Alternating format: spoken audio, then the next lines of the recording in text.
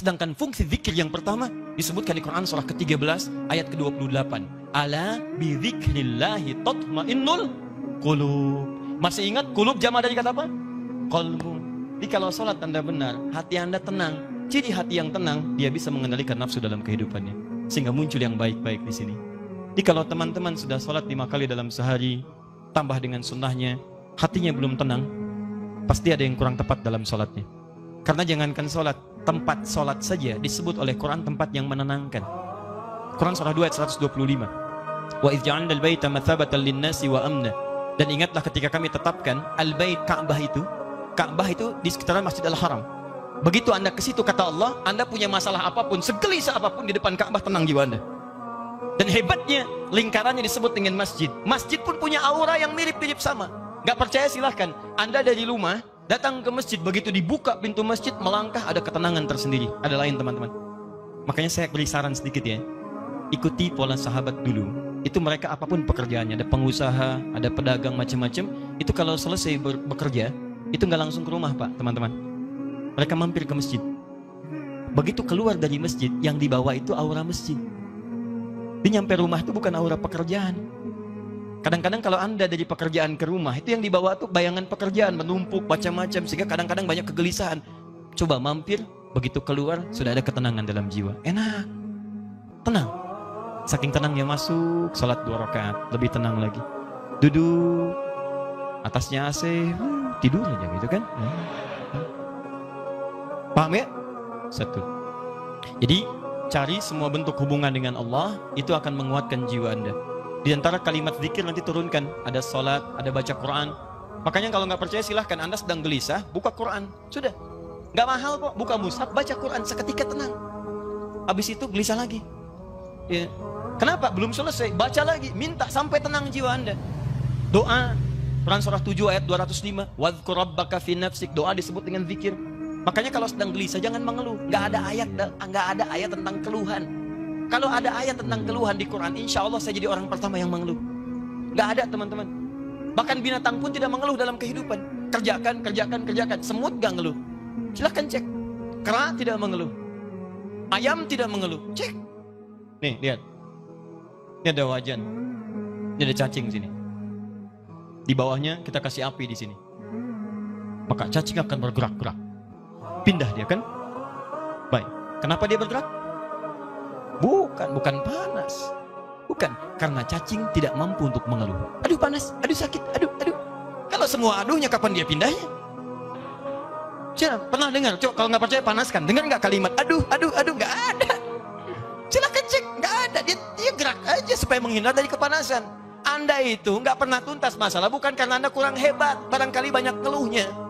Dan Anda kurang tenang bukan karena kurang kaya, kurang takwanya, ini poinnya. Dan kurang ibadahnya. Itu bagian pertama. Masih ada waktu, masih. 2. Ini. Rumus cepat.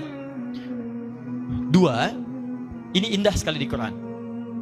Tadi kata Quran, qad aflaha man zakkaha. Sungguh akan bahagia, tenang orang yang mampu menyucikan hatinya. Baik, ikhwan atau akhwat di atas, kalau nyuci itu pakaiannya dibuang atau kotorannya yang dibuang? Mah, tolong cucikan ya. Iya Pak, palidgun ke sungai. Oh, Masya Allah. Begitu pulang, mana mah pakaiannya? Dicuci, dibuang. Tidak, nyuci, membuang kotornya.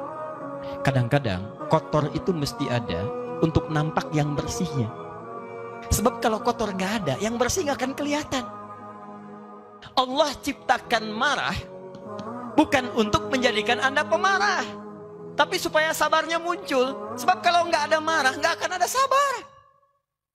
Kan mustahil ujuk-ujuk tiba-tiba datang kepada saya. Nggak ada hujan, nggak ada angin, nggak ada masalah. Tiba-tiba, sabar Ustadz, sabar.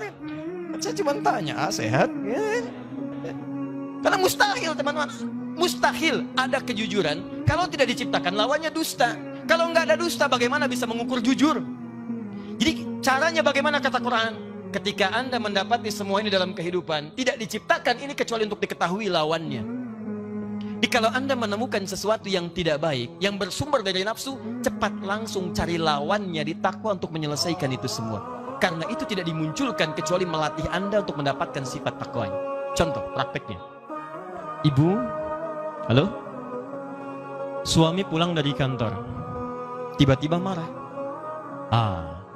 Marah saat dititipkan pada suami, hakikatnya isyarat Quran bukan ingin menjadikan suami pemarah, bukan. Tapi dititipkan marah pada suami supaya sabar di ibu itu muncul.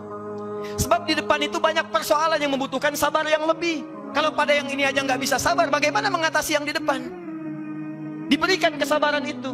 Dititipkan marah pada suami bukan untuk menjadikan suami pemarah. Jadi kalau suami pulang marah misalnya, maka lihat cara bacanya.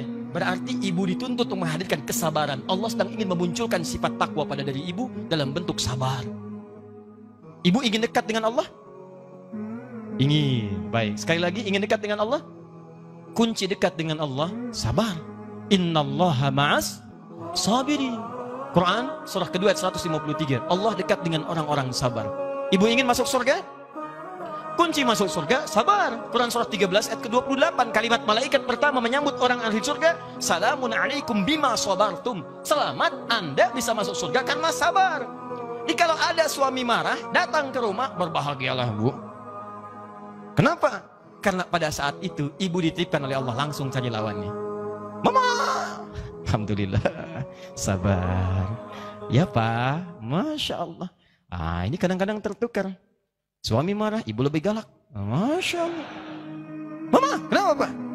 Mama kenapa? Papa kenapa? Mama nggak tahu kalau Papa ini matahari, pemimpin. Papa nggak tahu kalau Mama bulan. Dengan kekuatan bulan, aku menghukummu. Ada repot. Nggak nyambung. Nggak beres-beres kalau begitu. Sama. Jadi sebenarnya nggak susah. Kalau Anda menemukan yang kotor dari nafsu, cepat cari lawannya yang baik. Suami pulang nih, istri cemberut. Apa lawan cemberut? Senyum. Jadi begitu Anda pulang ke rumah, lihat istri cemberut. Ini Anda tinggal senyum. Assalamualaikum. Dik. Kayaknya kenal. Udah gitu. Ya, cuman memang teorinya mudah, prakteknya tidak sederhana itu. Betul. Ustadz juga sama.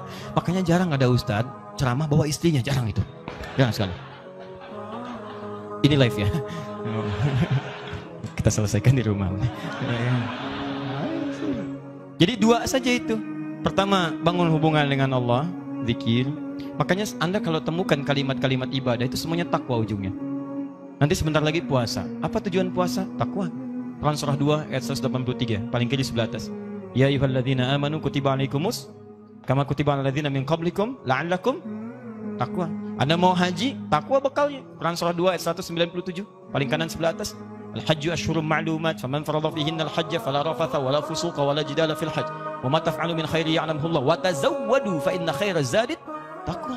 Mau haji, takwa muaranya. Mau puasa, takwa. Salat, takwa. Infak, sedekah, takwa. Semua takwa.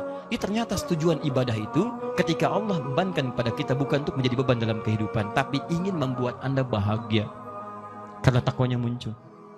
Makanya selesai sholat, selesai infak, selesai baca Quran, ditutup ayatnya. Quran surah 2 ayat ke-5. Lihat. Ulaika ala hudam min rabbihim wa ulaika humul muflihun. Qad aflaha man zakkaha wa ulaika humul muflihun. Bahagialah mereka semua. Di ketika Allah minta kita sholat, Allah minta kita bahagia. Aneh kalau ada orang diminta bahagia, nggak mau bahagia, itu orang aneh. Makanya ketika Anda dipanggil sholat, hayya 'alas shalah, Anda tanya, kenapa kami sholat ya Allah? Dijawab, hayya 'alal falah. Ayo saya kasih bahagia. Yang belum bahagia datang ke sini. Anda orang kaya, Anda orang hebat, belum bahagia. Cek, bukan karena Anda kurang hebat dan kaya, Anda kurang takwa. Karena ketika Anda takwa, masalah Anda selesai. Quran surah 65 ayat 2 dan 3. Wa may yattaqillaha yaj'al lahu makhraja wa yarzuqhu min haitsu la. Selesai.